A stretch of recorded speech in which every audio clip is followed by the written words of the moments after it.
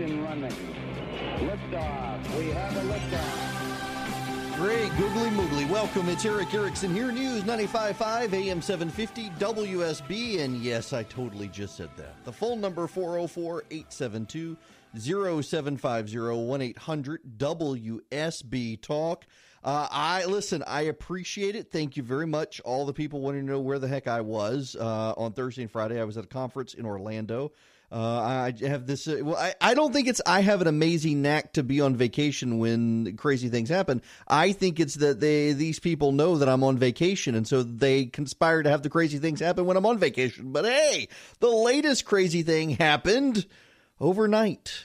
The New Yorker releasing a hit job on Brett Kavanaugh. There are 10 things about the latest accusation, and these are quotes. These are quotes from the New Yorker. And now, by the way, there's more news about the New Yorker situation. And I will tell you that after we go through these quotes. I'm just going to read you the quotes. The New Yorker has not confirmed with other eyewitnesses that Kavanaugh was present at the party. Her memories contained gaps because she had been drinking at the time of the alleged incident. It wasn't until she had been coached for 6 days by her lawyer that Ramirez said she felt confident enough of her recollections to say that she remembers Kavanaugh had exposed himself at a drunken dormitory party. She acknowledges that she, quote, quickly became inebriated and that, quote, she was on the floor, foggy and slurring her words. Here's another direct quote. Ramirez acknowledged that there are significant gaps in her memories of the evening. Also, like with Ford, all the eyewitnesses deny it. Quote, one of the male classmates who Ramirez says egged on Kavanaugh denies any memory of the party. I don't think Brett would flash himself to Debbie or anyone for that matter, he said. The other male classmate Ramirez said was involved in the incident commented, I have zero recollection of this. Also, like with Ford, her best friend from college denies this. Here's the quote. This is a woman I was best friends with. We shared intimate details of our lives, and I was never told the story by her or by anyone else. It never came up. I didn't see it. I never heard of it happening. Let me give you another quote. Just read it. Just contemplate this. Digest it as I read this for you. In a statement, two of those male classmates who Ramirez alleged were involved in the incident, the wife of a third male student she said was involved, and three other classmates, Dino Ewing, Louisa Gary, and Dan Murphy, disputed Ramirez's account of the events. Quote, we were the people closest to Brett Kavanaugh during his first year at Yale. He was a roommate to some of us, and we spent a great deal of time with him, including in the dorm where the incident allegedly took place. Some of us were also friends with Debbie Ramirez during and after her time at Yale. We can say with confidence that if the incident Debbie alleged ever occurred, we would have seen or heard about it, and we did not. The behavior she describes would be completely out of character for Brett. In addition, some of us knew Debbie long after Yale, and she never described this incident until Brett's Supreme Court nomination was pending. Editors from the New Yorker contacted some of us because we are the people who would know the truth, and we told them that we never saw or heard about this. Now, last quote. This is from Kavanaugh himself. The alleged event from 35 years ago did not happen. The people who knew me then know this did not happen and have said so. This is a smear, plain and simple. I look forward to testifying on Thursday about the truth and defending my good name and the reputation for character and integrity I've spent a lifetime building against these last-minute allegations. Now, he's not waiting until Thursday. He's going to be on Fox tonight at 7 o'clock with Martha McCallum, he and his wife defending himself, and that's a good thing. Let me read you one more quote. It is not in the New Yorker, folks. The quote I'm about to read you is not in the New Yorker. You see, Debbie Ramirez didn't just go to the New Yorker. Now, Ronan Farrow will tell you she wanted an exclusive with the New Yorker, so she didn't cooperate with the New York Times. That's why the New Yorker has this and the New York Times doesn't. But the New York Times says, whoa, wait a second, Ronan. The New York Times declined to run the story. The New York Times, a left-wing publication, declined to run an attack on a conservative Supreme Court nominee. Again, I say, this is the New York Times. This is a direct quote from today's New York Times. The New York Times had interviewed several dozen people. Not 1 dozen, not 2 dozen, several dozen people over the past week in an attempt to corroborate her story, and could find no one with firsthand knowledge. Ms. Ramirez herself contacted Yale classmates, asking if they recalled the incident, and told some of them that she could not be certain Mr. Kavanaugh was the one who exposed himself. That's her allegation, that he exposed himself to her while she was laying on the floor, passed out drunk. Didn't assault her. No. Just exposed himself when being egged on by others. That's the accusation. And again, the New York Times has interviewed several dozen people over the past week in an attempt to corroborate her story, and could find no one with firsthand knowledge. Ms. Ramirez herself contacted former Yale classmates, asking if they recalled the incident, and told some of them that she could not be certain Mr. Kavanaugh was the one who exposed himself.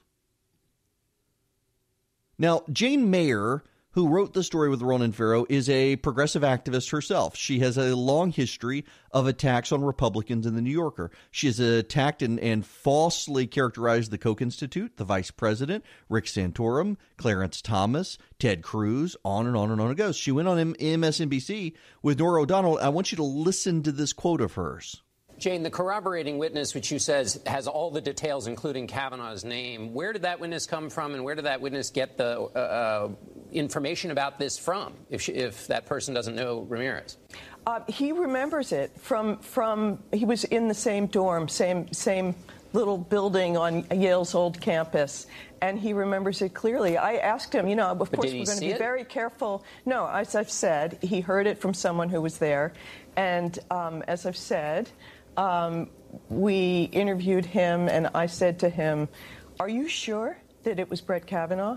He said, "I am 100% sure." But as you admit, he was not at the party. Congratulations, ladies and gentlemen. Congratulations. Did you know that you are a witness to George Washington crossing the Delaware? You, my friends, you listening right now here on WSB at 16 after the hour on the 24th day of September 2018, you are a witness to Caesar crossing the Rubicon. In fact, you are a direct first-hand witness to Jesus' crucifixion and resurrection. You're a witness to his birth. You are a witness to God saying, "Let there be light," according to Jane Mayer. Because according to Jane Mayer, you don't have to see something. You don't have to hear something. All you have to do is hear about it sometime later from someone else, and boom, you're a witness. Y'all, that's exactly what she said. I mean, listen to this clip. Listen to this clip again. She's saying that a corroborating witness is someone who hears a secondhand account at a later date. That's a witness. Jane, the corroborating witness, which you says has all the details, including Kavanaugh's name, where did that witness come from, and where did that witness get the information about this from, if that person doesn't know Ramirez? He remembers it from he was in the same dorm, same little building on Yale's old campus, and he remembers it clearly. I asked him, of course, we're going to be very careful. No, as I've said, he heard it from someone who was there. And heard about it from someone who was there. We interviewed him, and I said to him, "Are you sure that it was Brett Kavanaugh?" He said, "I am 100% sure." But as you admit, he was not at the party. So he wasn't at the party, and all the claims are collapsing. He wasn't at the party. He was not there. He did not see it. He did not hear it. He heard about it later from someone else. And miracle of miracles, somehow, now, ladies and gentlemen, that person is now called a witness. That person is called a witness. No, that's not. The left is trying to reuse, repackage, and newspeak the English language to death in order to destroy Brett Kavanaugh. I got a question. I want you to mull on this over commercial break. If you're a son, if you've got a son, if you're a mom, and you've got a son, what do you think hearing these people say the accusation is enough? He's got to be presumed guilty until he's innocent. A woman comes forward who's a progressive activist, collaborates with the Democrats to smear him. What do you think for your son? Now, let me ask you this. You got a daughter. She's sexually assaulted. She waits 30 years to come forward. She's hid it the entire time. Where does she go? Does she go to the police? Does she go to the press? Does she go to the pastor? Does she go to her parents? Or does she run to the politicians? My suspicion is that if that happened to your daughter, the first people she would run to would not be the politicians. And that's what happened here. Ronan Farrow is admitting that the second claim, the woman went to the Democrats first, just like the first claim. And all the witnesses say they have no memory of it ever happening.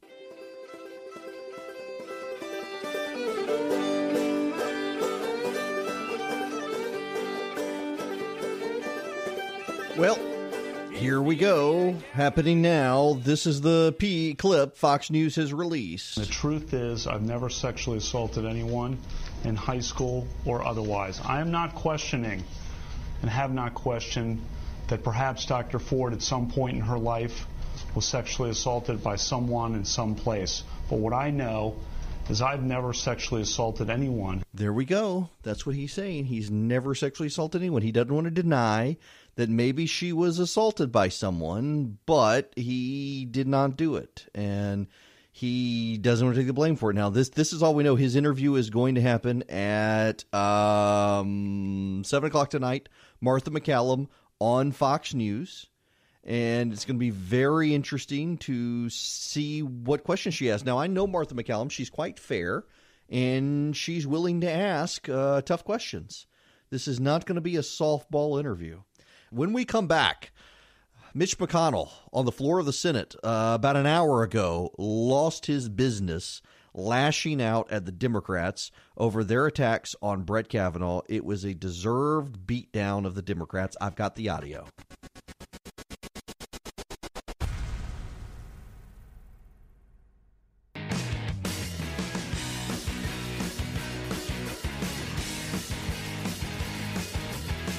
I'm coming. I got all my new Apple goodness, and it all showed up right as the show was starting.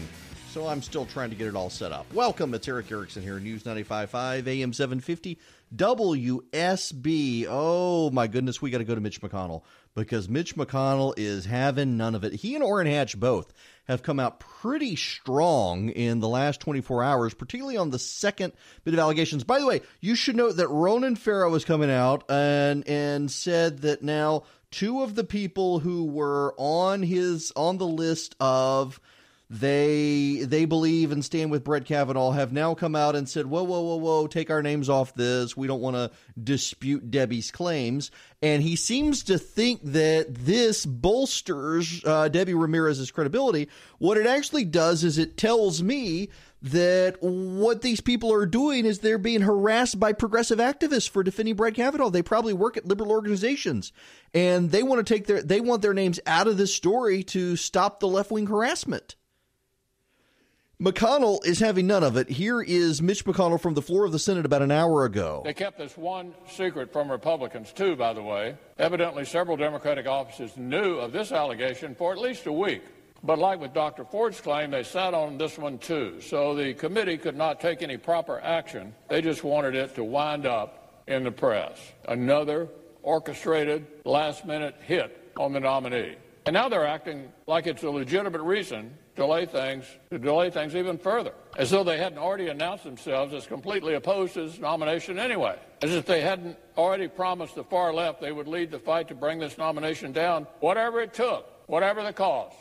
Democrats have already made up their mind and chosen their tactics: delay, obstruct, and resist. Whatever it took, whatever the truth really was, they were going to do whatever they could to stop this qualified, experienced, and mainstream nominee. Democrats have signaled for months They'd put on whatever performance the far-left special interests demanded and throw all the mud they could manufacture. Well, it's not like they didn't warn us, but even by the far-left's standards, this shameful smear campaign has hit a new low. It has. In fact, now you've got reporters coming out and saying, oh, Kavanaugh is giving an interview to Martha McCallum on Fox News. He must be guilty because he went on Fox News. Because he went on Fox, he must be guilty. I'm sorry, he had to go on Fox because the present heads of all of the other networks are under investigations for sexual harassment and covering it up. Fox is the only one with the female head of a president of the network who hasn't covered up sexual assault allegations. So he had to go there. This is wow. The man cannot get a fair trial. Well, I want to tell you what I'm hearing. I got a phone call from one of the senators on the Judiciary Committee, and he has filled me on I should say his thinking, but several of them I think are thinking the same thing.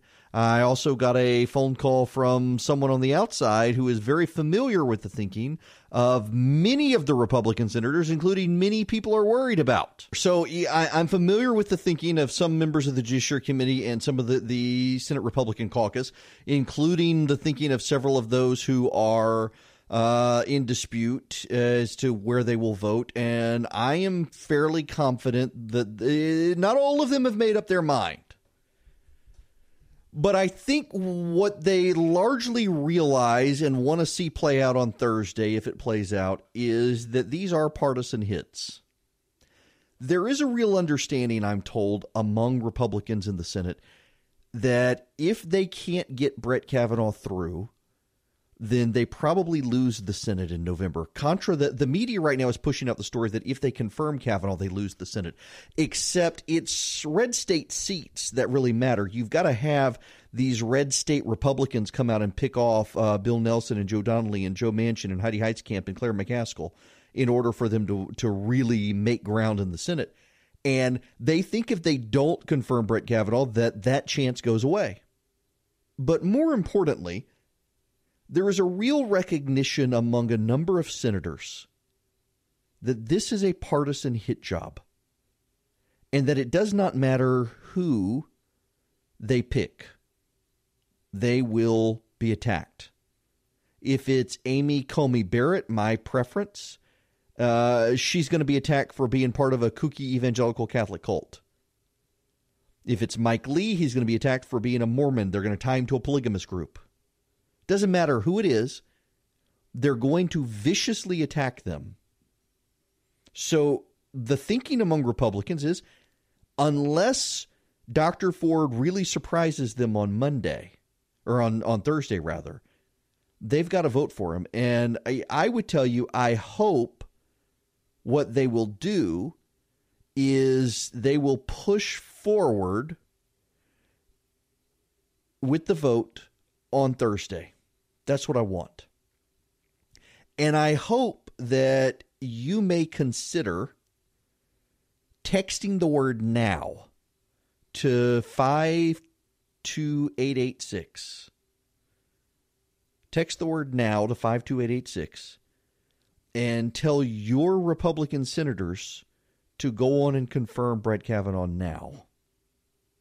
The reason I'm telling you to do that is they're hearing a lot from progressive activists. Even here in Georgia, there's an organized activity against Republicans, against David Perdue, against Johnny Isakson. We got to hold the line on this. We got to defend Brett Kavanaugh.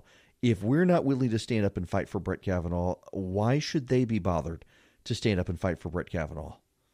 It's good that Brett Kavanaugh and his wife themselves are standing up today, because I think more people are going to be willing to stand up for him and fight for him. There is an interesting issue here on this fighting business that I want to explore with you when we come back.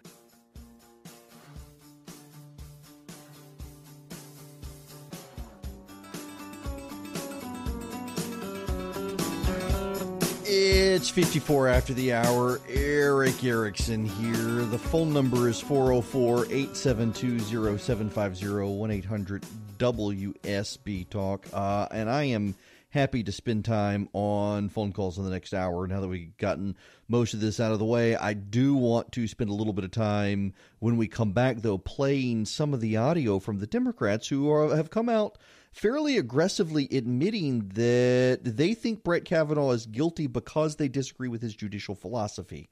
That's a pretty awful thing when you think about it, that they don't care about the truth of the matter asserted. They care about stopping him from getting on the Supreme Court. Now, we all knew this was happening. We all knew this was the situation, but they've come out pretty explicitly now, and they're saying this, and I think that actually overplays their hand and helps someone like Susan Collins or Elisa Murkowski or Jeff Flake make up their mind in Kavanaugh's favor. I really do think so. What I find fascinating is how Kavanaugh has united the right. Y'all, I get emails from a lot of you. It's kind of like a couple of, I guess 2 weeks ago, I mentioned chicken fried steak on the air, and I was shocked by the number of you who have my cell phone number that I've clearly given it to because I have text messages with so many of you saying, here, try this recipe. It's like, man, I am way too friendly with my audience. Nonetheless, it's shocking to me the number of you who have emailed me, texted me, direct messaged me, Instagram me saying, he's done for. He's done for. This is it. The Republicans will never back him up. And that's not at all what I'm hearing from either the White House or the Senate. And take the White House out of this because, of course, President Trump is going to stand by his man. The president absolutely is going to stand by his man. But the number of Senate Republicans who I've talked to who know what's going on here, they're not oblivious to it. And they also understand that they fundamentally have to stand up for Brett Kavanaugh, because if they don't, they know that the next person is going to get attacked just as savagely. They've got to stand up for him now. They've got to confirm Kavanaugh. If they don't confirm Kavanaugh, it's largely game over for him, and they understand this. They totally understand this, and they're going to stand up for him. I would not be surprised if we see Chuck Grassley move immediately for a vote after the testimony concludes on Thursday night.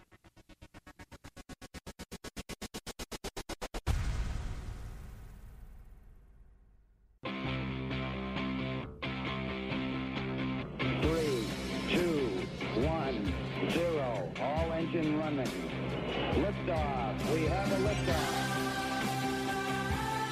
Good evening. Welcome. It is Eric Erickson here, 8 after the hour. The phone number, 404-872-0750-1-800-WSB Talk. Oh, my goodness gracious. Have we got... Well, listen, I'm going to keep going on the Kavanaugh stuff, and I am happy to take your phone calls on it as well. It is becoming a rather big deal. As this story continues to develop, we now have another quote from Fox News that has come out that Kavanaugh has said he did not have. How do we? This is the sort of stuff I hate to talk about at this time of day because I know y'all have kids in your car. He did not have intimate relations. Put it to you that way. He did not have intimate relations with any girl until late in his college life. So there. The Democrats, of course, are going to attack this because they believe normalcy is deviancy and deviancy is normal. And anyone who doesn't use their body or the body of others promiscuously is somehow to be condemned. I mean, that's there's no way for Brett Kavanaugh to win in this situation, the way the Democrats are stacking the deck against him. I mean, genuinely, there is nothing he can do other than quit. And he's not going to quit. He released a statement earlier today saying not. I want to play you two statements. Senators Hirono and Blumenthal on Kavanaugh. Jake Tapper asked Senator Hirono about his presumption of innocence. Doesn't Kavanaugh have the same presumption of innocence as anyone else in America? I put his denial in the context of everything that I know about him in terms of how he approaches his cases. As I said, his credibility is already very questionable in my mind and in the minds of a lot of my fellow Judiciary Committee members, the Democrats. So He comes and, when I say that he's very outcome-driven, he has an ideological agenda, very outcome-driven, and I can sit here and talk to you about some of the cases that exemplifies his, in my view, inability to be fair in the cases that come before him. This is a person that is going to be sitting on our Supreme Court making decisions that will impact women's reproductive choice. He very much is against women's reproductive choice. So, what about his presumption of innocence?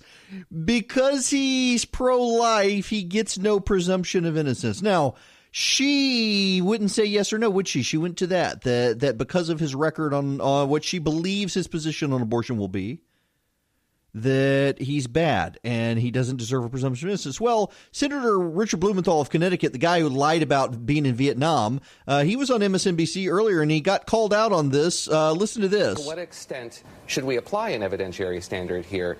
Does Judge Kavanaugh deserve the presumption of innocence? Is his judicial views informing senators how they view these accusations fair and accurate and just? Great question, and let's break it down. First of all, we're dealing here with a confirmation for a lifetime appointment to the nation's highest court, a promotion. We're dealing with confirmation, not conviction. So the standard is not proof beyond a reasonable doubt. In this instance, Judge Kavanaugh can rebut these allegations, they're serious and credible, with the kinds of evidence that is within his control. You know, there's a doctrine of law that says the party that controls the evidence after there's a prima facie case made has a duty to come forward. It's the burden of production. And you can analogize it here. I don't want to talk too much legalese, but there is a burden on the part of the White House to do the investigation. What are they hiding? What are they afraid the American people will see? And there's a pattern here because it follows his evasive and misleading, seemingly misleading testimony before the Judiciary Committee. So again, not only is the burden of proof on the White House and Kavanaugh's side, but they've got the burden of production as well. They got to prove he didn't do it, is basically what Blumenthal is saying. I mean, you're guilty until proven innocent. Think about your own children. Think about your own children. We've seen this with the Duke rape case. We've seen this with the Central Park Five going back to the day. We've seen this with the University of Virginia. Time and time again, young men falsely accused, and the media rushes not just to condemn them, but convict them and send them to to death row. I mean, the Rolling Stone article with the University of Virginia, the Duke rape case, the Central Park Five, it goes on and on again. How many young black men have been falsely accused and put in jail? That's what the Democrats are doing here. Absolutely offensive. This really does make me angry, actually. I try not to be these days as emotionally involved in the stuff that I cover because there's so much to be emotionally involved in. And I've only got so much time in the day to care about stuff and only so many things that I care about. But I really do care about this. Here's a man who the Democrats have put in a position who there's nothing he can do to prove his innocence in their mind because of his judicial philosophy, which tells me everything I need to know about the veracity of the accusations against him. They don't matter. You have two women who have come forward. They've listed witnesses. Both of them have listed numerous witnesses. In both cases, they have no witnesses. All the people they listed as having knowledge, having been there, say no. One of the individuals, let's go back to Christine Blasey Ford. By the way, we can tell that Christine Blasey Ford coordinated her Senate testimony for this New Yorker piece to come out. And I don't think that's gotten enough attention here, and I think we need to give this some attention. Starting last Monday, Senator Grassley asked her to testify today, as a matter of fact. Her testimony was supposed to be today. They spent an entire week, and she said, no, I don't want the senators asking me questions. I can't get fair hearing from these senators. I want Brett Kavanaugh to go first. And then suddenly it's I can't do it on Monday. I'm scared to fly. I don't like confined spaces. I got to wait until Thursday. I don't like confined spaces. And, oh, by the way, I only want the senators to question me now. No one else can question me. Only the senators can question me. After a week of saying that she didn't want the senators to question her, she wanted someone else to question her. Now only the senators can question her, and it's got to be on Thursday because she's scared to fly. She's got to drive across the country. Well, Senator Grassley made public the letter from Christine Blasey Ford to Dianne Feinstein. And in the letter, Blasey Ford told Dianne Feinstein that she would be in Washington, D.C. and able to speak with her in private on August 7th, or she would be back in California and able to speak to her on August 10th. So August 7th in D.C. or August 10th in California. You're thinking 48 hours. That gives her plenty of time to drive back to California. Except it doesn't. Does anybody have any idea how long it takes to drive from Washington, D.C. to Menlo Park, California? Where Stanford is, where she is, where she's based. Basically the San Francisco area. Anybody have any idea? 40 hours minimum. And that's driving nonstop with no stops for gas, no stops for food, no stops for sleep. It takes 40 hours. There is no possible way for her to have driven between August 7th and August 10th to get back to California. She had to have driven. She had to have flown. She had to have flown. Maybe she took Amtrak, but if she took Amtrak, even then, I mean, that would mean that she could take Amtrak over a 2-day period and get to D.C. in time for Monday, in time for today. She didn't. Why didn't she? Why didn't she want to? Because according to the New Yorker article, they began pursuing this story because Senate investigators had been tipped off and had been looking into it. The Ford legal team knew this story was coming, and they wanted to delay testifying until it came out. This is all a coordinated partisan attack on Brett Kavanaugh, and they've structured it in such a way that there is no way for him to prove his innocence. That's the Democratic Party we're dealing with today. They do not care about truth. They don't care about a presumption of innocence. They don't care about the right of the accused to confront their accuser. All they care about is abortion. And in service to Moloch, they will do anything they can to keep killing kids, even if it means assassinating the character of a good man.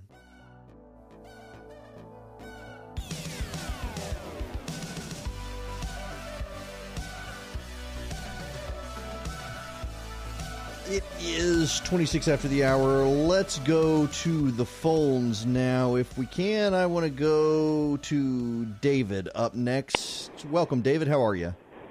Eric, I'm going to do my best not curse on your show. Please don't do that. I've been watching this Kavanaugh thing, and it's just all it's done is make my blood boil. These politicians have gone out of their way to just assassinate this man's character, destroy his honor, and ruin his credibility when these same dirtbags have a $15 million slush fund to pay off sexual harassment lawsuits. Yep. Listen. It's an insult to the American people to have to sit and watch this. It is. It's an insult to Brett Kavanaugh and his family. It's an insult to our intelligence about what's going on. And what really makes it amazing to me are the number of people who have condemned Brett Kavanaugh and have decided he is guilty because they've read a New Yorker article or a Washington Post article. They've never actually heard from the accusers. At the end of the day, this man will never get his honor back in the eyes of the media. Oh, yeah, absolutely. In fact, I'm already seeing progressives out there today saying, well, I think if he gets on the Supreme Court, it'll ruin the reputation of the court forever. Which, I mean, they want to undermine the reputation of the court anyway. They want to delegitimize it as they want to delegitimize all of our institutions.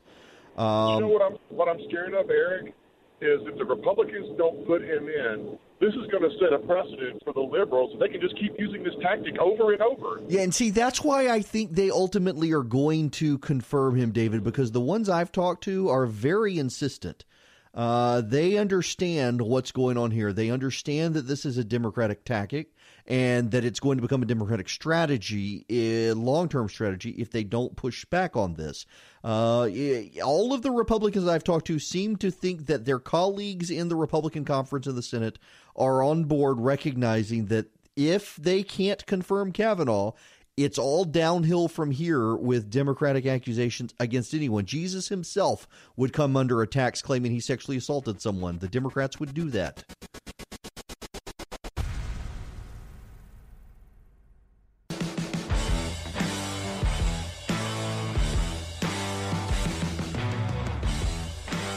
It is Eric Erickson here, 38 after the hour. I need to make you guys aware of a weather condition. It's not directly impacting our area right now, but over in Alabama, massive storm system coming up from the south. It's stretching towards Georgia, not quite into Georgia, but storms are moving south to north. We do have some scattered showers in the Covington Social Circle area. Some scattered showers down in the Lovejoy, Hampton area as well. Nothing real major right now, but it is inching ever closer. We will stick with Kurt Mellish, and he will give you the real update on the weather. I, right now, however, want to go check in on the phone lines. First, I want to go to Robert calling from Atlanta, who's been waiting very patiently. Robert, welcome. Hey, thanks, Eric. From your professional experience, on a scale of 1 to 100, what are the odds of Kavanaugh being nominated to the Supreme Court? Confirmed at this point, I want to say it is over 80%. All right. And I know I got a lot of friends who are like, no, he's toast. No, I'm telling you, I'm talking to the senators. And unless Blasey Ford throws a real wild card out there, I think he gets confirmed because they don't want the precedent of dirty tricks. Well, I hope he passes, and I'll keep my prayers for him. Yes, indeed. Yeah, we really all need to pray for his family because they are under some vile attacks. His daughters are being attacked. His wife is being attacked. Just really, really awful stuff. By the way, I want to tell you again, if you text the word NOW, N-O-W, to 52886, you'll be able to generate an email, and if you have Twitter, a tweet to your two senators, whether you're in Georgia or not, anywhere in the country. Just put in your address, and you'll be able to generate an email and a tweet. But it's the word NOW, folks, N-O-W. We've had a couple of people who have called and said they're putting in other words, and it's kicking back. No, it's just one word, NOW, N-O-W. Text that word, NOW, to 52886 to tell your senators to confirm Kavanaugh now. Just one word, 3 letters. It's not that hard. Please do it. It's to 52886, and you can take action. Now, Jerry in Johns Creek, how are you? Hey, Eric, how's it going? Good. What's going on? Question. All right, so what precedent does this set in the back of Kavanaugh's mind in form of hatred for Democrats moving forward for anything that the Democrats want in their opinion of what's good for this country? I know Kavanaugh's supposed to remain neutral, but when you do this to the man's family and to him, what they're doing, I mean, we're all human. Yeah. I think that the man is so grounded in his faith. I mean, he really is, that I think there is a lot of forgiveness in his heart. I really do believe that. I'm not just saying it. I really do think that. But I also think that he is a professional enough and has a long record enough that he's not going to let personal grievances play into his judicial philosophy. If anything, it is his judicial philosophy causing this. And so I think the way it will turn out is that it will make him less likely to go wobbly long term like an Anthony Kennedy, knowing that he was persecuted by the Democrats for his ideology. And so he will stand fast to his ideology as a result of the way they have treated him. It will not be a cheap ideology for him. It'll be something that he suffered for, and that'll make him hold on to it even more, which is another reason I think he'll be great on the court. Back to the phones we go to Vicky in Fayetteville. You are going to be next if I can push the button there. Vicky, welcome. Hi. Well, thank you for having my call. Sure. So I talked to your screener. He wasn't aware of this. I know there was a first GoFundMe that they put up to get her $200,000 real quick for security. Right. Over the weekend, a second one popped up asking for $150,000 to cover her expenses to get to Washington. So I was just kind of wondering what kind of bulletproof limo she was planning on buying. She's buying a Star Trek transporter. It's going to beam her to Washington.